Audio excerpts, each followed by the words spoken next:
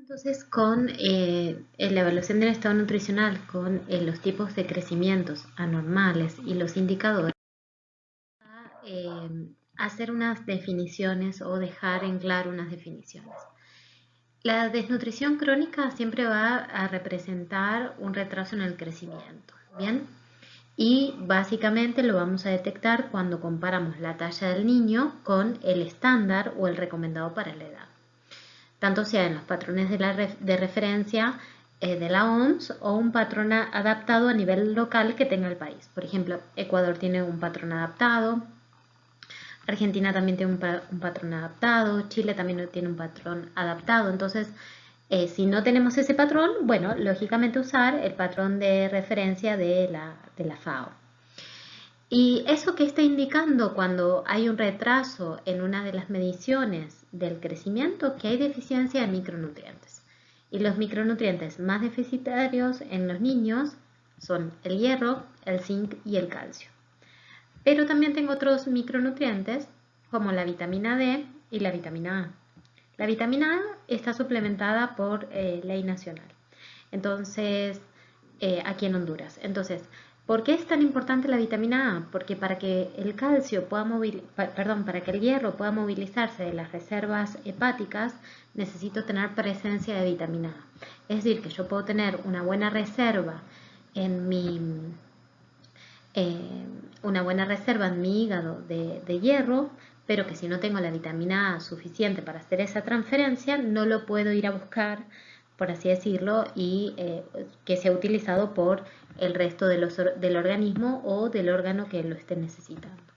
Entonces esto va a traer riesgo porque va a aumentar la probabilidad de enfermarse y también va a afectar el desarrollo físico e intelectual del niño.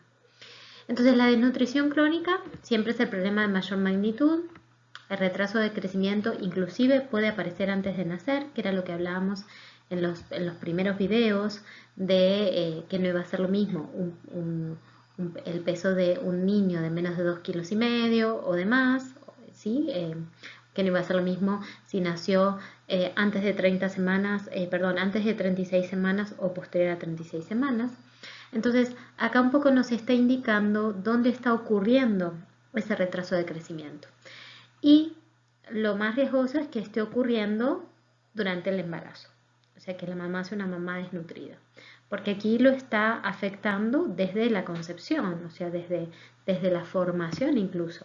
Entonces, y esto puede afectarlo durante todo su curso de crecimiento, pero durante los 2 primeros años son los años críticos que impactarán sobre la vida del adulto. Por eso hay que tener en cuenta siempre los primeros 1000 días. Entonces la desnutrición aguda puede ser moderada, que es cuando el niño pesa un poco menos de lo que le corresponde para la altura, y el perímetro y el perímetro de brazo suele estar un poco alterado, que fue lo que mencionamos al inicio. Pero con un tratamiento inmediato y oportuno no hay ningún riesgo, el niño se recupera y sigue su curso normal. Ahora, la desnutrición aguda, o sea, la desnutrición aguda, grave o severa, entonces aquí ya el peso está alterado por debajo de la referencia para la altura, también el perímetro braquial también, pero esto lleva un alto riesgo de comorbilidad y también indica que está implementada esa desnutrición grave ya de tiempo. Entonces, si acá no se toman las medidas necesarias, esto va a pasar a una desnutrición crónica, que es cuando se alteró el perímetro cefálico. Entonces, el riesgo de muerte de un niño con desnutrición aguda es 9 veces más que un niño en nutrición normal y requiere una atención médica de urgencia. Es decir, que aquí está el gran reto de poder hacer una pesquisa oportuna sobre los datos de una población para poder generar una medida de impacto nutricional y poder recuperar a los niños que estén afectados. Entonces, ¿cuáles son los signos de alerta? Bueno, básicamente, primero ver la disposición alimentaria en la zona. ¿Qué acceso hay de alimentos y qué tipo de alimentos hay? Entonces, la falta de vitaminas y minerales, lógicamente, es lo que va a conllevar este tipo de desnutrición. También aparecen signos de fatiga, ¿sí? Hay reducción de la capacidad de aprendizaje cuando ya están escolarizados, y cuando no están escolarizados, lo que uno puede observar es que no tienen el tiempo de respuesta que deberían. Es decir, que si uno llama al niño, el niño está como letárgico, como que no responde rápidamente a las indicaciones o a los movimientos, por así decirlo, ¿no? Entonces, realmente la desnutrición es un círculo vicioso. Las mujeres desnutridas van a traer niños con bajo peso o con un peso inadecuado, y que esto impactará, lógicamente, en la epigenética nutricional de las próximas generaciones. También va a afectar la capacidad intelectual y cognitiva del aprendizaje. Entonces son niños que van a tener menos proporción de alcanzar una escolaridad formal y un trabajo Entonces, los indicadores que tenemos más usados son la evaluación del peso para la talla, del peso para la talla para la edad, y luego los patrones de referencia, que el patrón de referencia más utilizado es el de la OMS. Entonces, ¿cómo se calcula? Si hay que hacer un porcentaje de adecuación del peso para la talla.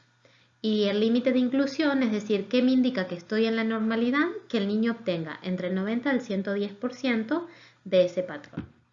Entonces, por ejemplo, si tengo un nene que nace de 20 kilos y en la tabla yo me reviso y en realidad la tabla requiere que pesara 22, entonces lo que tengo que hacer es someter el peso actual sobre el peso que le correspondería para su talla y multiplicarlo por 100, y ahí me da el porcentaje de adecuación.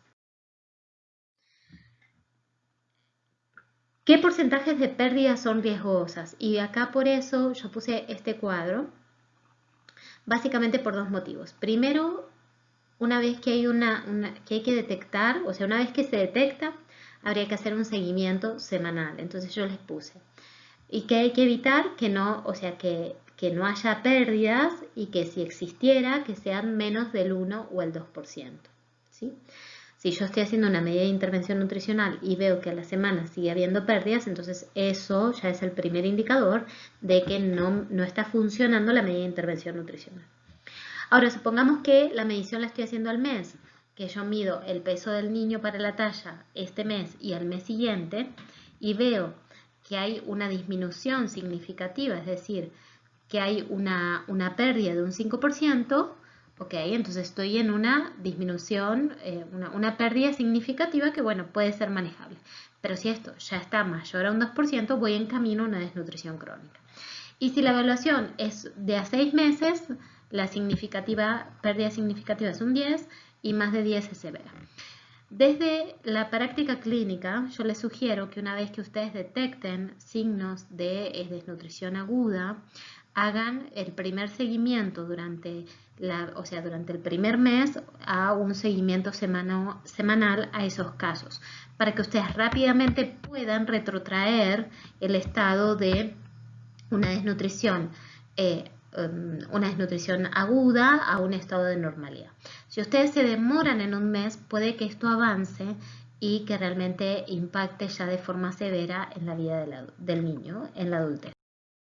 Entonces, miren, esta es una tabla adaptada, ¿sí? Esta es una tabla argentina, es la misma tabla de la OMS, pero es adaptada. Entonces, miren, por ejemplo, si yo tengo una talla de 80 centímetros, bien, entonces subo. ¿Cómo se usan estas gráficas? Busco los 80 centímetros, ¿sí? Que sería la talla de esa medición del niño, y me fijo cuál es el peso que le correspondería al percentil 50 o a la media, ¿sí? Entonces, si yo veo acá y sigo, bien, en este caso, este niño le correspondería un peso, y acá, fíjense que estas tablas van de 2 en 2, ¿sí? Es decir, 2, 4, van de 3, 3, 6, 9, 12, es decir, aquí van de 3, entonces esto quiere decir que el niño, ¿sí? Estaría pesando aproximadamente unos 10 kilos 300, ¿bien? Entonces, ¿qué es lo que yo haría? Diría, ok, supongamos que este niño, al momento en que yo lo evalúo, está pesando 8 kilogramos, ¿sí? Entonces yo lo que hago es, 8 kilogramos, ¿sí?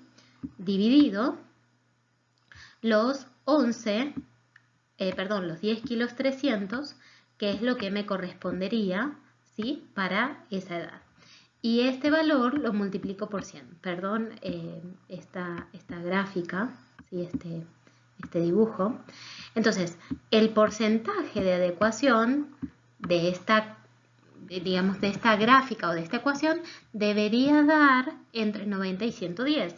Pero en este caso, si ustedes pueden hacer rápidamente este cálculo, entonces nosotros diríamos que 8, ¿sí? Que es lo que está pesando este niño, dividido los 10.3, que es lo que le corresponde, por 100, esto me da que tiene el 77.66% de adecuación. Por lo tanto, aquí estamos en una desnutrición que, si es solamente una medición, que yo hago una medición en el tiempo y no tengo indicador bioquímico, no voy a poder indicar si esta desnutrición es aguda o crónica. Solamente estoy detectando, hay desnutrición. Entonces, ¿qué habría que hacer? Habría que acompañar con determinados valores bioquímicos que vamos a ver ahora para poder definir qué tipo de desnutrición tiene. Ok, entonces aquí yo les presento también las interpretaciones de las tablas. Entonces digo, ok, si se encuentra por debajo del percentil o por debajo del percentil 50, que sería menos un desvío estándar, entonces voy viendo, ok, el peso para la edad, si está bajo peso, ok, va a ser un indicador de desnutrición o de bajo peso o bajo peso severo cuando esté entre 2 a 3 desvío estándar. Es un poco la utilización de los distintos gráficas o tablas. Se pueden usar las dos, el que ustedes se sientan más seguros, o pueden usarlo, o sea, se pueden usar separados o se pueden usar en conjunto, eso depende de la seguridad que ustedes tengan. Yo inicialmente les sugiero que usen básicamente las tablas impresas que se les brindan en este curso, para que ustedes puedan ir marcando y haciendo las anotaciones y puedan tener un poco más de practicidad sobre los tipos de desnutrición.